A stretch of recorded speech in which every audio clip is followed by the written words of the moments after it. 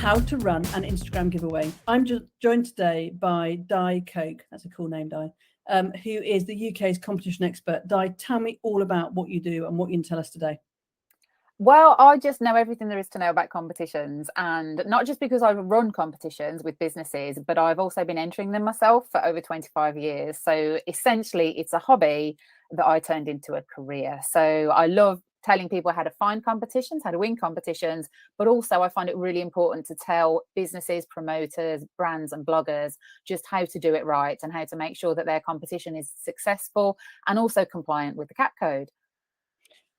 Right, without further ado, let's get started, because I think one of the questions I'd like to ask right before we begin, Di, is I hear lots of people say, oh, competitions, you just get the same audience.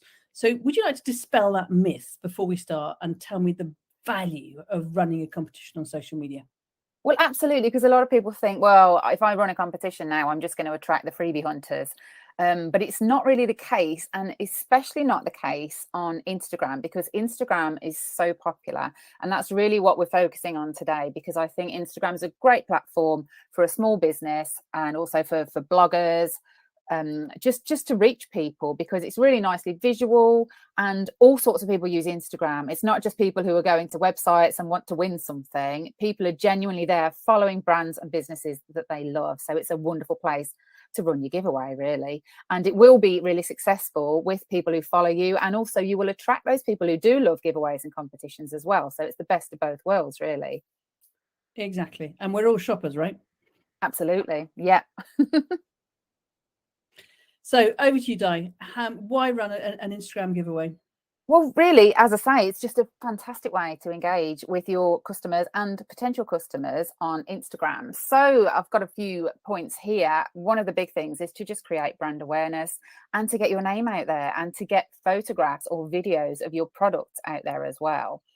You can develop a community of people who really want to know more about your brand. So with a competition, you're going to get naturally lots more followers, lots more engagement on your posts. So you're going to grow that community really easily. Also, giveaways are so viral because people love to win something, to get something for nothing these days. People absolutely love it. So they want to win something, but also they're happy to share with their friends. So on Instagram, they will see your giveaway and they will happily tag friends in it and add to their stories. So you're massively going to spread the word about your business and the products. And it's all about spreading that visual image of what you've got, right? Exactly. Now, before we talk about the actual competition, it's really important to know that there are rules and regulations to follow in the UK. And this is something I've become very involved with. I actually, I deal with the ASA quite a lot, and I've actually been there to speak to them on the problems with social media competitions, in that if they're not run properly, they can turn into a bit of a nightmare. People don't know how to pick a winner fairly, and it's just a bit of a mess with no real closing date or terms and conditions. So you do need to know up front that there are rules that you must follow. So Instagram has really basic guidelines, but the important ones in the UK are following the CAP code and just making sure that your giveaway is clear and fairly run. Really, that's essential. So for anybody that maybe is watching this thinking, what's ASA and what's CAP? Just explain, Di. Well, the ASA is the Advertising Standards Authority, and you probably will have heard of them for more like maybe TV adverts, or the kind of complaints that people have about someone wearing skimpy clothes on the X Factor or something like that. But actually the ASA also look after all marketing communications as well. So prize draws, competitions, giveaways, they all come under the banner of advertising and marketing. So any kind of giveaway that you do is an advert, and it does need to stick to the rules. And the CAP code, that is the rule book. So those are the rules that you need to follow, and the ASA enforces them. If you don't follow those rules, you can have a complaint made about your competition, your company, to the ASA. Every week they publish a list of companies who haven't followed the code. There's usually 1 or 2 competitions and giveaways a month, quite often by big influencers who just haven't used any terms and conditions.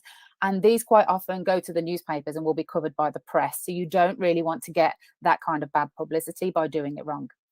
And what's the trouble you can get into? Is it bad press? And is it other fines and things like that?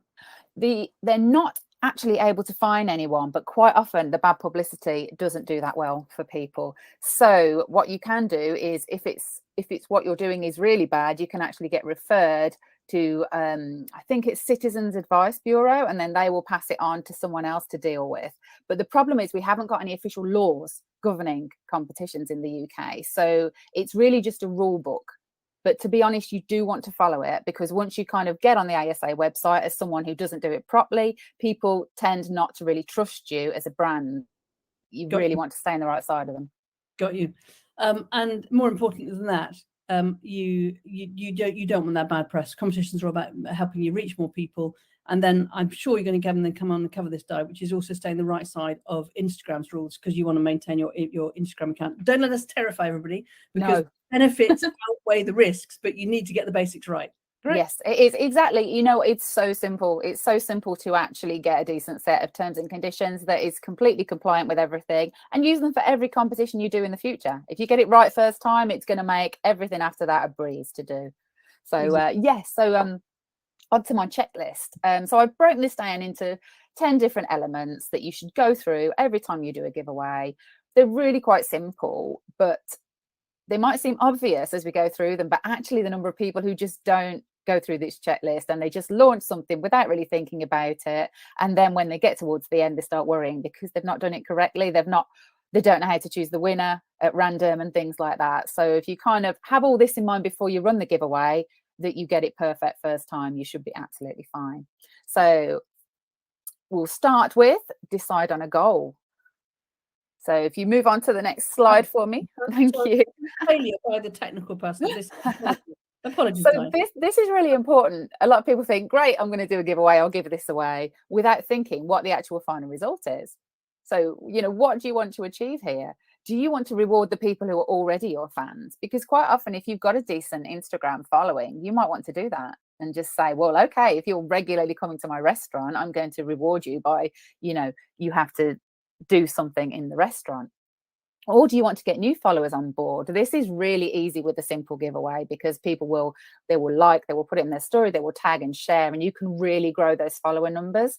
It might just be for brand awareness, to get photographs of your products out there.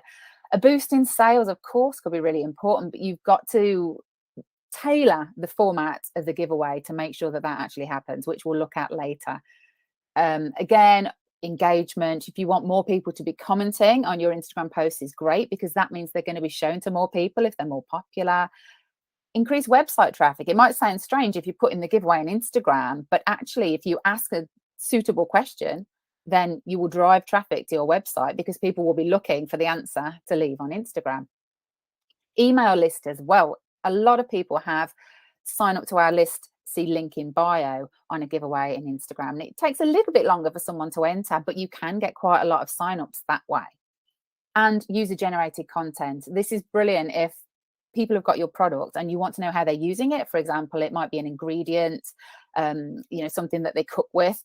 Show photographs featuring our product, and then that's going to be brilliant. You can ask and repost it on your feed and on your story. Creates a real buzz. And Di, just on the sharing, on the goal making piece, there are sort of various rules and regulations in Instagram itself around, you know, being able to specifically ask people to tag friends and share posts and all of those things. You know, where do you sit with that? I know that some people get quite nervous about it, and you know, you can't, if you get the wrong side of Instagram, that's equally bad with your account. Do you have a view on any of that? Well, really, Instagram isn't as tightly run as Facebook. Facebook, they don't like you to tag friends. They don't like you to share posts. And Instagram doesn't have those similar rules. They don't like you to encourage tagging in content that doesn't feature them, which sounds a little bit confusing. But if you're tagging a friend in a comment, that's absolutely fine. And it's fine to ask people to do that. However, you don't want to encourage people to start spamming or be seen as spamming yourself.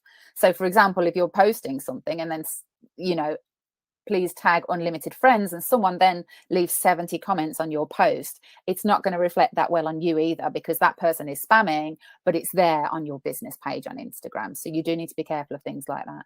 So it's about authenticity, isn't it? So this example here, it says like and share this post, tag a friend, follow us. It's not encouraging spammy behavior.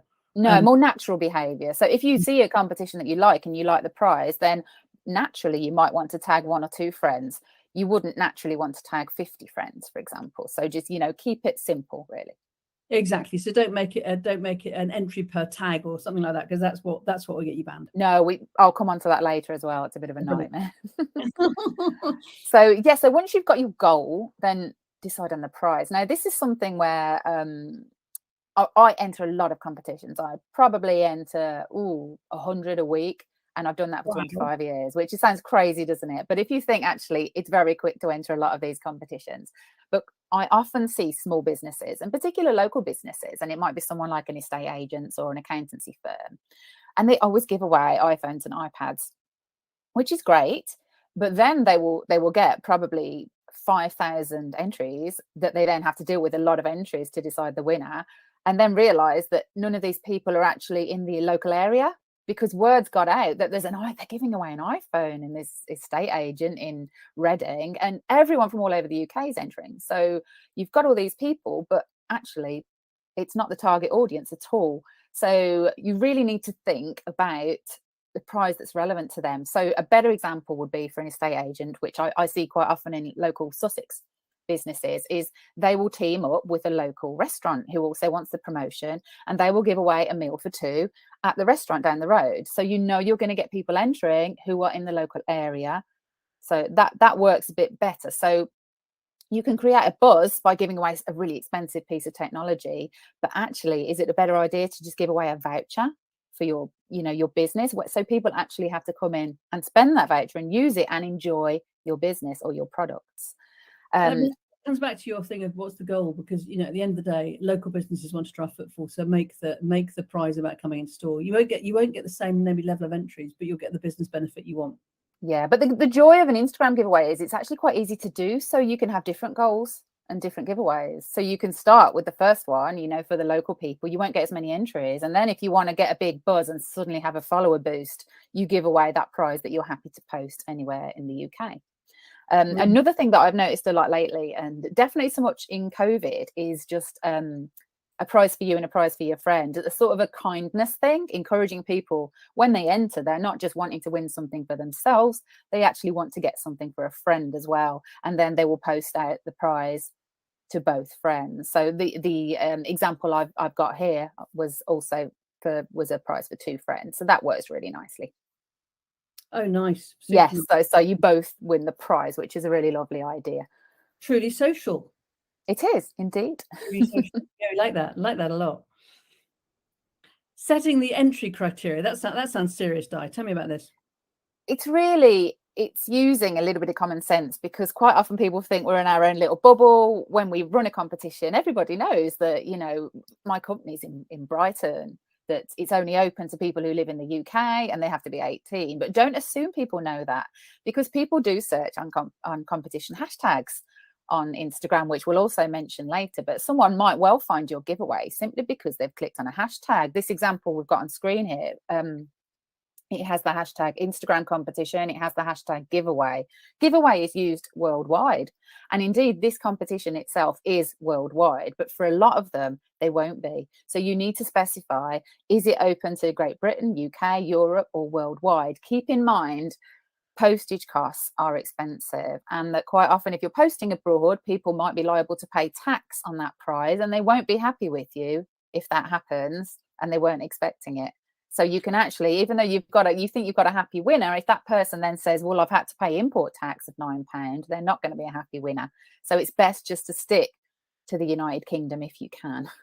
Yeah, no, really good point, Di, because otherwise you've created a negative output from a positive event. Yeah, exactly. Just sort of eliminate the risks, because there's various risks with running a giveaway, and the one that you pick a winner who's in Africa is a risk. So be careful. And the format. The format. Talk to me about the format. So the format, there are quite a lot of different formats. The most simple one that you can do, and it's the easiest to pick a winner fairly, it's the easiest for people to enter, is just follow us, like the post, leave a comment. And I do suggest that you ask people to tag a friend, because otherwise how are other people going to find out about it? So encourage them to tag at least one friend. generally I say a maximum of 3 friends, otherwise you're pushing it a bit. Story shares, I think, are great. Now, I've done a lot of research into this. Optional story shares are not so good because you would have to manually track those one by one on a spreadsheet when people do them. If you make it a compulsory story share, that's actually easier because you will be able to choose your winner and then check in your inbox if that person actually sent you a message and shared in their story. So story shares are good too. That's interesting. And Yeah. stories, I think people are increasingly using Instagram to scroll horizontally as opposed to vertically. Mm-hmm. And it's the real signpost for content, isn't it? Exactly. You reach people through stories. Yeah, I think people are getting disappointed at there's a lot of sort of mess in their feed at the moment, maybe a lot of adverts and sponsored posts and things, whereas with stories it just automatically rolls, doesn't it? You sort of almost leave it on there and you can just catches your eye. So yes, so story shares, and then brand partnership as well. Do you want to work with someone else? As I mentioned earlier, you're an estate agent, you work with the restaurant over the road. It's perfect. Photo competition. Oh, whoops. What's that? Oh, I dropped out for a second there, I think, didn't I? That was a technical glitch. We are Yeah, back.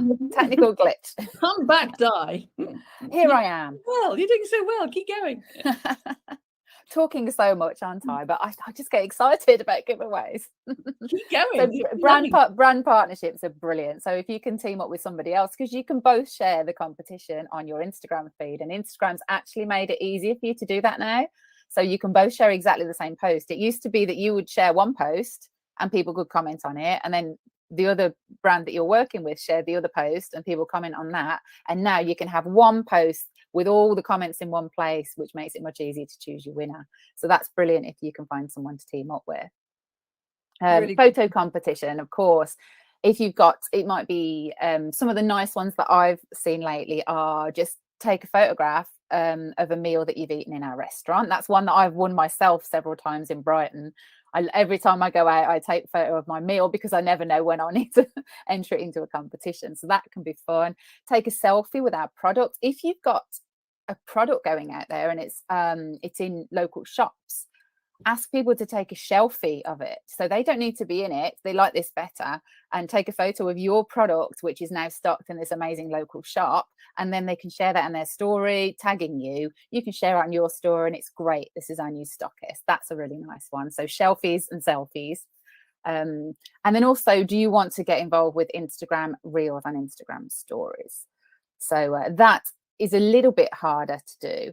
And I don't think the consumer is quite as engaged with that as they are with just a simple comment. It can make things a little bit more complicated, and also they're a little bit harder to find on hashtags. So, but it's an option for you. And generally, I would say 1 to 2 weeks is more than enough. You don't need to go beyond 2 weeks with a giveaway on social. That's really interesting. So I see competitions running for a long period of time, but you say optimum is 2 weeks because that's after that time. Yeah, I think so. Again, another option you can do is you have a weekly winner for 6 weeks. So you have 6 prizes every Saturday. You choose a winner, depending again on what you want to give away, how many prizes you've got. But that can be nice because then it's not just one closing date after 6 weeks. There's an excitement that people can enter the next week if they didn't win the first week. But generally, if it's a simple, straightforward giveaway with one prize, I would say probably 2 weeks maximum on Instagram. That's really interesting. So write clear and simple instructions, Di. I think that what's really clear here is giving everything thought before you launches that matters so much.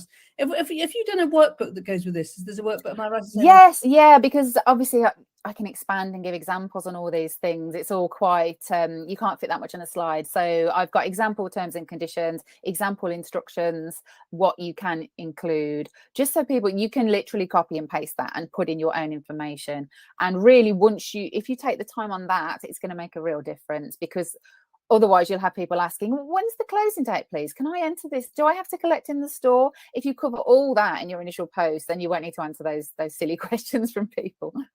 Absolutely. And so it's all about those really clear instructions, isn't it? Don't leave anybody in any doubt about how to enter. And again, all of that's covered in the workbook. If you're watching this on the Maybe page, just pop it in the chat.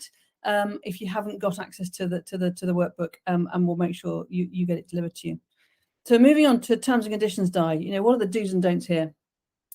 Well, really important, we mentioned earlier, location. Open to UK residents age 18 plus is your classic. And if you are doing anything to do with alcohol, for example, it's win a meal with or win cocktails at a bar, then you need to make that clear that they have to be over 18. And also, when you choose your winner, you should be asking them for the copy of their ID before you confirm it too. Don't want to get into trouble for that. Closing date, time and zone might sound a bit over the top, but once you get into the habit of saying, entries close 17th of June at 23:59 GMT, if you put midnight, people don't know if midnight starts the day or ends the day, because in some regions people assume it's the start of the day and some it's the end of the day. So you will generally see 23:59 as your classic closing time. Very interesting.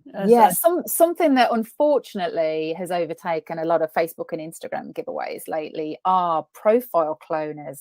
And these are they're scammers who are basically trawling Instagram for giveaways. And when they see one, they will look at who's commented and they will follow those people and send them a DM saying, congratulations, you win the giveaway. But they will be in the guise of the real brand that ran the giveaway.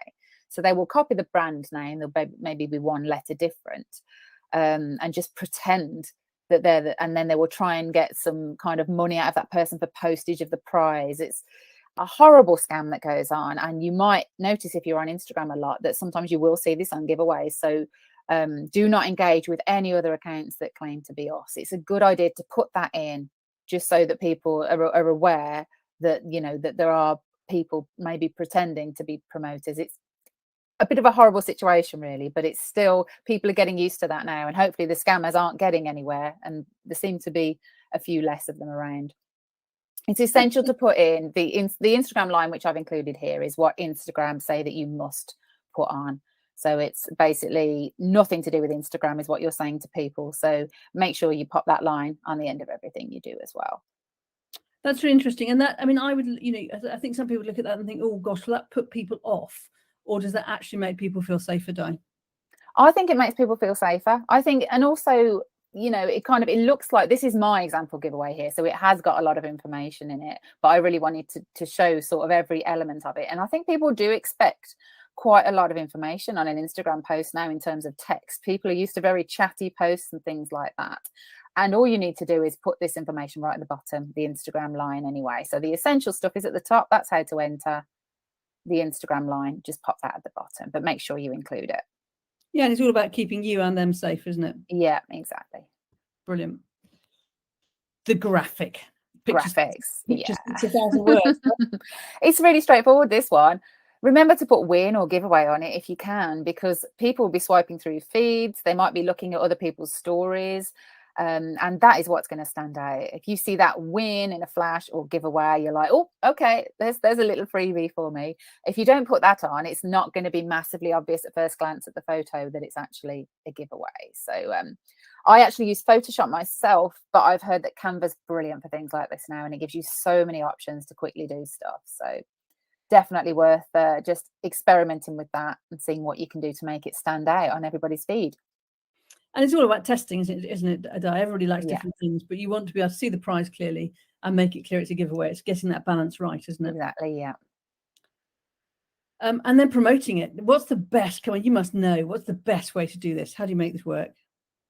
Well, competition websites are brilliant, competition listing sites, as long as you're happy for compers to take part. And generally you should be, because this is one of those things where people think, oh, I don't know if I want compers, the sort of the freebie hunters to take part, but they are amazing at spreading the word. And the thing is, they don't just spread the word in comping circles, they spread it to their friends, and then their friends enter and their friends. But they are a really good kickstart. So if you share your giveaway on competition websites, so there's loads of different competition websites, competition database, there's Loquax, there's the prize finder, it's all free. You can put your listing on those websites for free. So do it. Hashtags are brilliant. People do click on hashtags and look for hashtags. Few selections here are really based in UK, so specific to the UK. Win It Wednesday and Freebie Friday is something that people absolutely love to use. It doesn't matter what day of the week it is, they still put it on. So. Put it on your own Instagram story as many times as you like. You know, if it's a post on your Instagram grid, don't just pop it there and leave it, and certainly don't repeat that post again. If you want to reshare it, just reshare your original post on the Instagram story regularly, and all your other marketing channels. But keep in mind, one of the things that does wind me up, Polly, is when people post on Twitter. I find a tweet and it says, "We've got a great giveaway running on Instagram," and there's no link. No. And not only that, so I think, oh, okay, so that company's probably got the same username on Twitter as Instagram, and then I go over to Instagram, it's like, no, they haven't got the same user. So what do I do now? I have to go back to the Twitter, I have to look at the bio, I have to find their website, and then I have to click to Instagram from the website, by which time I don't want to win it anymore. No, so you got to remember that every social media profile is actually just a web address, and make sure you make everything clickable. Take away all the user friction and make it super simple. And then you've got paid promotion here, Di. You know, would you recommend putting Facebook and Instagram spend behind the competition? Is that a fair game? You can do, but I think you can actually get quite a long way with free options. You know, if you kind of follow all these steps and you do it and you encourage people to tag and share in stories and you put it on a couple of competition websites, you're going to get loads of entries. So you might not need that. But then again, it does depend how specific the prize is, how specific your business is. You know, it might be something that's quite a unique prize. But obviously, if you can put a bit of money behind it, it's going to appear in a lot of feeds. And if you've got the graphic right and, you know, there's enough information there and it's simple and straightforward for people to enter, then it might well be worth putting some spend behind it. But again, you could always run it for a week and then do the paid promotion later if it's not quite got that take up that you were hoping for. Yeah, I mean, we always say with Maybe that it's, you know, you should boost your best performing organic posts, and fundamentally your competitions should be your best performing organic posts. If they're not, you've got something quite badly wrong. Yeah. So I would always say, create your post on Instagram, let it fly, and then once you see you've got it all right, start boosting it. What about editing posts, Di? How do you feel about editing posts if you got something wrong or you've missed a hashtag? And no problem at all with that on Instagram. Easy to do. That is, again, a problem with Twitter giveaways, is that you can't edit. A lot of people miss important things out. They miss out the closing date. They add things, you know, as a thread, but it still doesn't work as well as editing the original.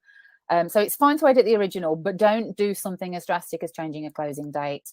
That is a breach of the CAP code, unfortunately, if you do something like that. But obviously, if you're adding in, if you're making things clearer, if somebody's asked a question about the prize, and you can reply to them, but also add that information into your main post, then do it. Anything that makes things clearer for people, it's fine to edit that in. Yeah, so anything that you've got wrong or that you want to add more to it or change a hashtag, fair game, but don't change fundamentals of the competition. Yeah.